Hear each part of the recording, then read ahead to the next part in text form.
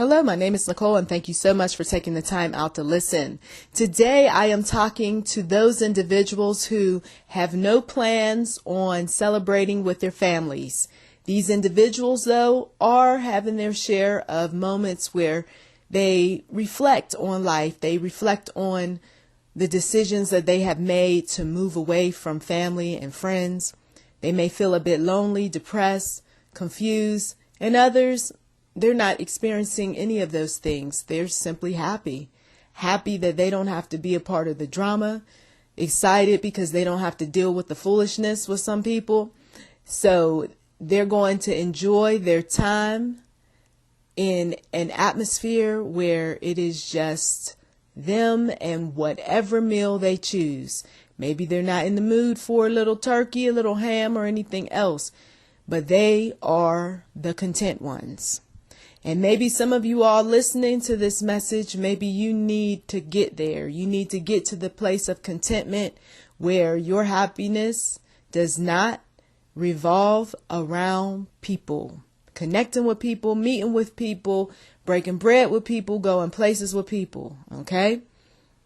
These moments happen in all of our lives, and they're here so that we can spend more time in God's Word, so that we can have more quality time telling Him about all of the things that we're going through. And, of course, sitting silently and allowing the Lord to minister to our hearts, our minds, our spirits. So this isn't a time of being upset or depressed. The enemy's going to tempt you, though. He's going to tempt you to be that way. But you are going to have to encourage yourself.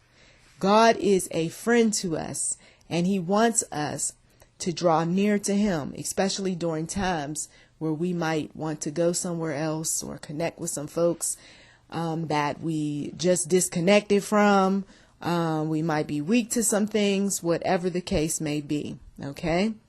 When God is at work, we just trust Him, and we believe that He is going to see us through every difficult situation, whether it is personal or whether it is a issue where everybody is involved and everybody sees.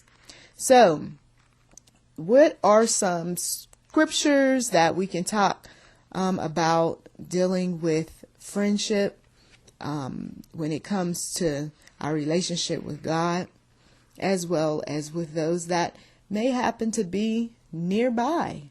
And in time, God might release you and tell you, listen, that person isn't so bad, or this one, they could sure use a friend. This one, she's not celebrating with her family. You might want to come and talk to her. This guy here, he's going through a lot of things, but he could surely use the company. Psalm 119:63. I am a companion of all them that fear thee, and of them that keep thy precepts. Now, you see, God is letting you know that He is a friend to all them that fear, Him, and those that keep His precepts. Okay, so if I am not keeping God's precepts, right, and I am not fearing Him, then this particular message that the psalmist shares, it's not going to apply to me, right? Because there are those individuals who they claim that God is their friend. Jesus is my friend. But yet, the problem is that they're not much of a friend to God, to Jesus. Well, He's an entity, someone says. I mean, how can you be friends with something so huge, so big, so magnificent? Well, that's where your personal relationship comes into play. But if one believes that he or she can do things in his or her strength, then you wouldn't even bother, talking to God.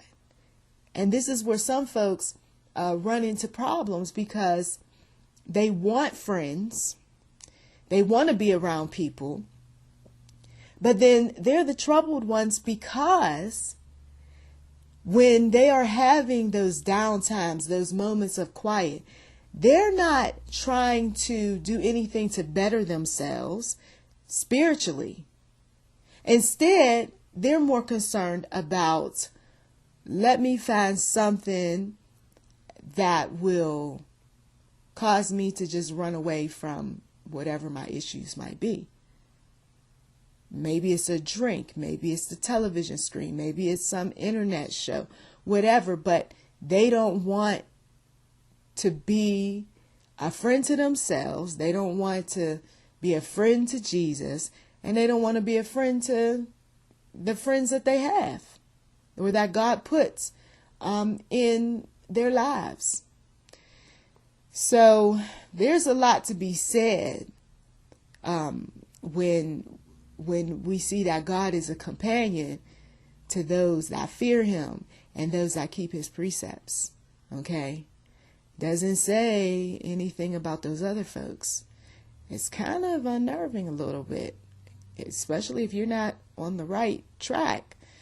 Proverbs 18:24, a man that hath friends must show himself friendly, and there is a friend that sticketh closer than a brother.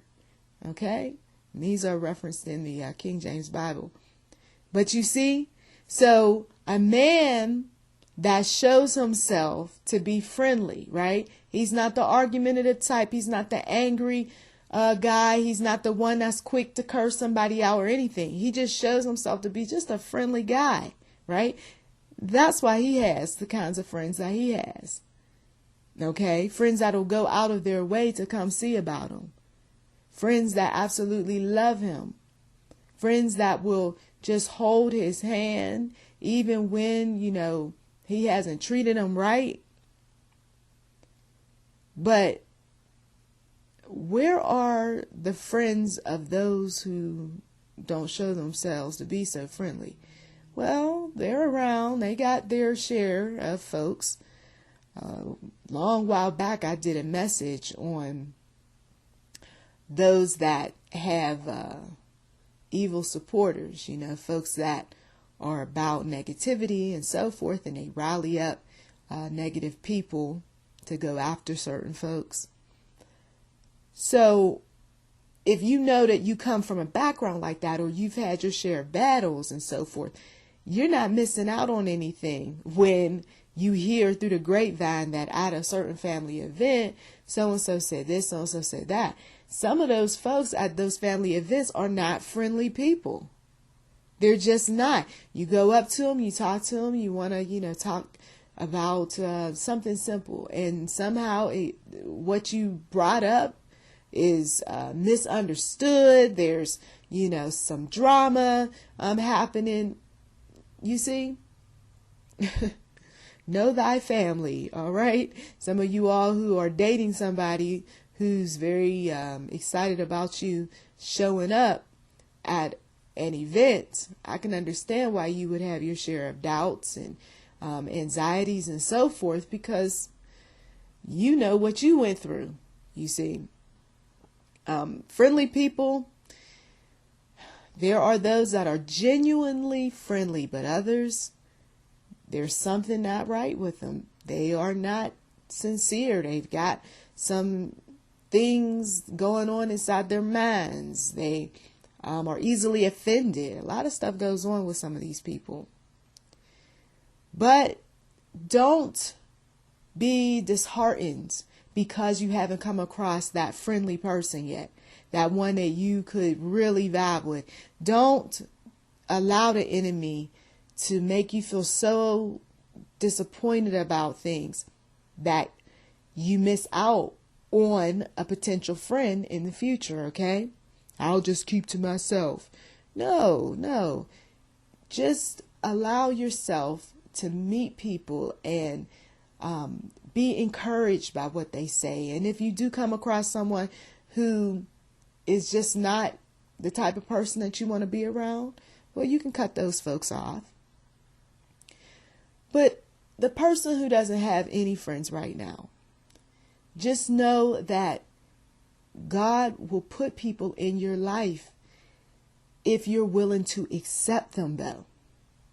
And sometimes people are invited to very good events, well organized, nice people are there. You don't have to pay for anything. It's just a great occasion. But the person who has grown accustomed to emotionally and physically withdrawing from people, he or she is not going to show up. And when you know this sort of thing about yourself, or maybe you know this about someone else, you don't force things when you're not ready. You don't make things happen when that person is saying, I really need time to myself. Okay? A good friend is going to respect the values of another. A good friend is going to be understanding. Hebrews 13:5 says, let your conversation be without covetousness, and be content with such things as ye have. For he hath said, I will never leave thee nor forsake thee. We see that some people have problems because they want what other people have. You may know some folks, right? Oh, I wish that I could go over there. I wish that we had enough money to spend Christmas overseas. I wish, and it goes on. And you say to yourself, do I want to be that way? Do I want to be the one that is wishing, hoping, and praying for things that God is even showing me, no, you're not ready for right now? And just because someone is going somewhere that's really nice for the holidays doesn't necessarily mean that they're going to have a wonderful time. And even if they don't have a wonderful time, they're not coming back and telling you that. Most people are going to come back and they're going to, talk it up. They're going to make it seem like everything was so fabulous and wonderful until you go and you find out, oh, please, this was a joke. I spent all my money on this. Okay? So when you're talking to people, oh, I wish I could go. Why don't you hook me up? Why don't you do this for me? And, why don't you guys come over here? I mean, you're always going over there for Thanksgiving or for Christmas.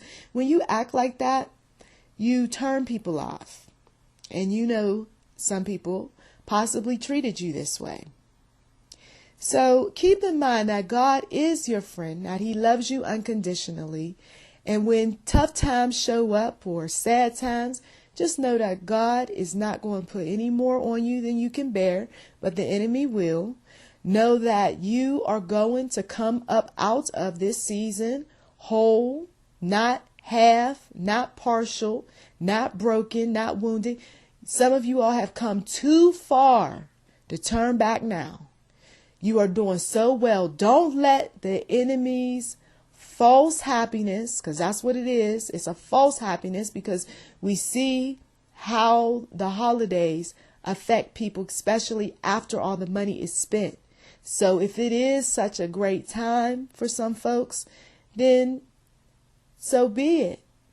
But when God has called you apart from people, when God has plans for your life, there is nothing that anyone has that will suffice, that will meet the desires of your heart.